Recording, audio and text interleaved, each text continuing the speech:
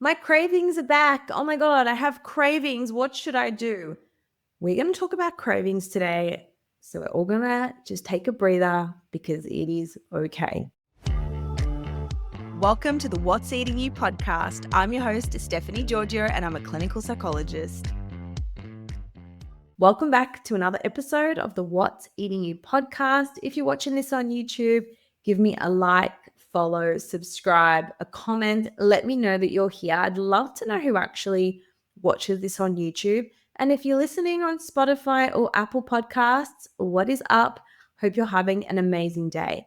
Now, I want to do this episode because one thing that really gets thrown around a lot is this idea that cravings are bad. Oh my gosh, I've got cravings. What should I do? How do I deal with them? So I'm going to explain exactly what a craving is, why we crave certain foods. Are they bad? What does it have to do with ADHD or our mental health? And more importantly, how to handle it without shame. Now, basically, this conversation came about from someone who was on a GLP-1. So for those who don't know, GLP-1 medications are your Ozempics, Mounjaro, Saxendas. And basically they work with the gut and the brain to send signals that reduce your hunger cues, that slow down your digestion. And basically these cues help get rid of the food noise, or you're not thinking about food as much. And one lady I was working with, she had a break from the medication. She said, all my cravings are back. Oh my God, I don't know what to do. Of course they're back because cravings never went away. We just kind of masked them. So, number one, it's not your fault. A lot of people put a lot of shame on themselves when they stop these medications and they put on weight or they get their appetite back because remember, hunger is healthy. It's normal to feel hungry. The key is regular eating because especially when you're on these medications, and I'm not against these medications by any means, the issue is that people take pills but don't learn skills. And you have to learn skills when it comes to eating and building a happy relationship with food. And if you don't know who I am, by the way, I probably should have introduced myself. I'm Steph, and I'm a clinical psychologist who went through an eating disorder, so I understand these types of worries. So when you stop a medication, when you stop anything that you're doing, it's really normal that you're going to feel hungry, you're going to get cravings. Cravings are not the enemy. You're actually human, and it's how your brain and your body communicate through cravings. Now, we crave certain foods for so many reasons. Some of the reasons can include your blood sugar dropping, hormonal changes. Definitely, women might crave chocolate or sweet food around that time of the month. Low dopamine, especially in ADHD brains. And don't forget, around the time of your period as well, your dopamine and your progesterone and all those neurotransmitters and hormones are shifting, which is going to influence what you feel like. Emotions influence cravings like stress, boredom, loneliness. And sometimes we crave things because it's simply delicious and they bring good feelings and good memories. Our brains are wired to seek pleasure and avoid pain. So remember, cravings are a signal. They're not bad, but your whole life you've learned to make negative associations with cravings.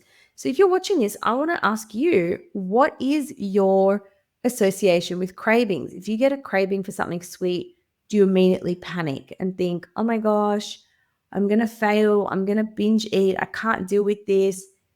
And then you start to fear the craving. And then all of a sudden you eat something and you think, oh gosh, I broke my diet. I shouldn't have eaten that. Damn, I need to stop cravings. No, it's the thoughts about the cravings we need to change. So, like I said, if cravings are so normal, why do we feel so ashamed of them or bad about them? And the answer is simple: our upbringing, diet culture, and what you've been exposed to. We've really been taught to associate control and success when it comes to cravings and saying no to cravings. If you crave chocolate, you're weak, or if you give in to your desires, you're a failure. But the truth is, A craving doesn't mean you lack willpower. It means you're alive and your brain is working. And if you're someone who respects your body, you will listen to it and you'll take care of it. And this is what we teach in Food Freedom. We teach you to honor your cravings. But Steph, if I honor my cravings, then I'll just eat chocolate all day and all night. False. The opposite's actually true. When you honor your cravings, you're less likely to crave foods and go overboard because you're actually meeting your needs. You're actually giving your body what it wants. And when your brain feels safe and it knows that you're going to have chocolate at any time, that you can have that cake whenever you want, it's magically going to start to not crave it because it's not put on this pedestal. So I want you for a moment to also think about whether you moralize food. What is moralizing food? This is labeling food as good or bad. And by extension, we label those good and bad labels by what we crave. I crave chocolate. It's so bad. I just crave chips all the time. But like I said, if you have a set food structure, if you're having 3 meals, 2 to 3 snacks, I guarantee that your cravings are going to be minimized because it's going to reduce all those reasons you get cravings, which might be low blood sugar, stress, tiredness, all of that. Regular eating fixes a lot of your problems. And with regular eating, it's the first thing we do in Food Freedom. It's called food structure because this solves so many problems: fatigue, binge eating, feeling anxious, not having energy, feeling tired, relying on caffeine all the time. So if you haven't done this yet and you're watching this podcast, make sure you do regular eating. And if you need help with this, we help you with it in Food Freedom. The link is in the profile below. I'm looking down here to book a one-on-one call with me to see if Food Freedom is the right fit for you. Now, the second thing I want to talk about is medications and why medications might make cravings disappear. So different medications that might influence your cravings include the GLP-1 agonists. So like I said, the weight loss medications, they're designed to help manage insulin resistance and they work with the gut or brain, the GLP-1, the Saxenda, the Ozempic, the Mounjaro. Do you ever get the thought that you're a bad mum? If so, you're not alone. Many women with ADHD often criticize themselves and have a really strong demanding part in their brain. This is why I created ADHD Journey, to help you learn, grow, and transform the way you think about yourself and your life.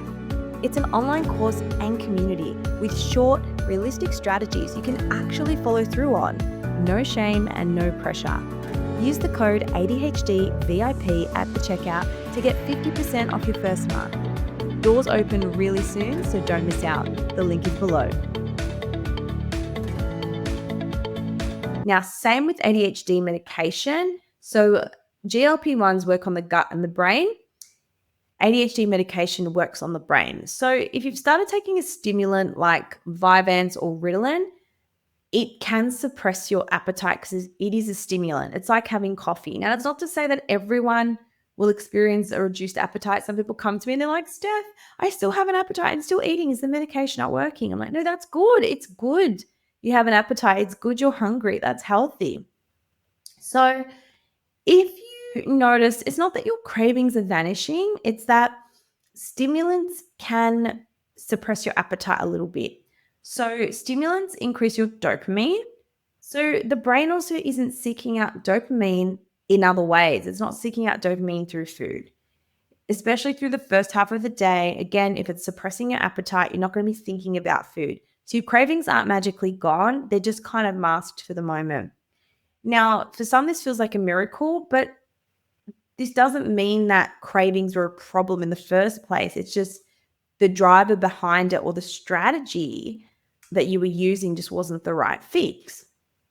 So if you have cravings for food and you've been on medication and you're like, why are my cravings coming back? What am I going to do about it? It could be that your medication is wearing off. It could be that you're under eating during the day, especially if you're on medication that suppresses your appetite and your body is just trying to catch up. It's like, hey, you didn't feed me enough today, so I'm craving some quick energy. It could be emotional needs. Are you stressed out? Are you overwhelmed? Are you tired? Just remember, if food has always been that go-to for you, that coping mechanism is going to be really strong. Or your brain is just seeking balance. If you've been having a lot of cauliflower and broccoli, hey, it might be craving some pasta and some chocolate. Similarly, when you're on holidays and you're eating dessert every single day, you might come back and say, I need a break from dessert.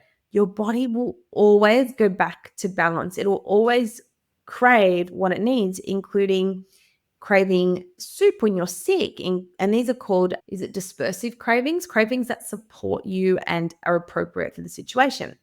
So here's how to handle food cravings if you're someone who has struggled with their relationship with food, you have ADHD, or you've been on a medication or a GLP-1. Number one is you've got to eat regularly, even when you're not hungry. I'm talking 3 meals, 2 to 3 snacks. But Steph, I'm not hungry in the morning. That's a problem and we have to change that. Start small. Start by having a banana. Start by having an up and go. The goal is we want to make eating as easy as possible because we are motivated to do what is easy. But Steph, I forget to eat. Set an alarm, set a reminder, eat with your colleagues, put it in your diary. What gets scheduled gets done. Number 2 is don't skip meals, okay? Skipping meals leads to a bigger desire to binge eat. It's not a lack of willpower. This is called a rebound. So when you skip meals, even if you're like, oh my God, I don't need to eat breakfast, I'm not hungry, it's going to catch up with you. It's the rebound effect. So avoid that restrict, crave, binge cycle by having all your meals. Number 3 is ditch these beliefs. Ditch these silly beliefs that cravings are bad. I have no control. I have no willpower. All I want is chocolate. All I want is chips. The more you demonize food, the more you lose power. Particular words I get people to reframe in food freedom is, this is my weakness, or I have no control when it comes to this food. I can't keep it in my house, because those beliefs are going to influence your behavior. So we really have to change our moral labels that we put to food, and we really need to change our own beliefs when it comes to food and yourself. Now, number 4 is really cool. It's called the HALT method, HALT, and this stands for, am I hungry, angry, lonely, or tired?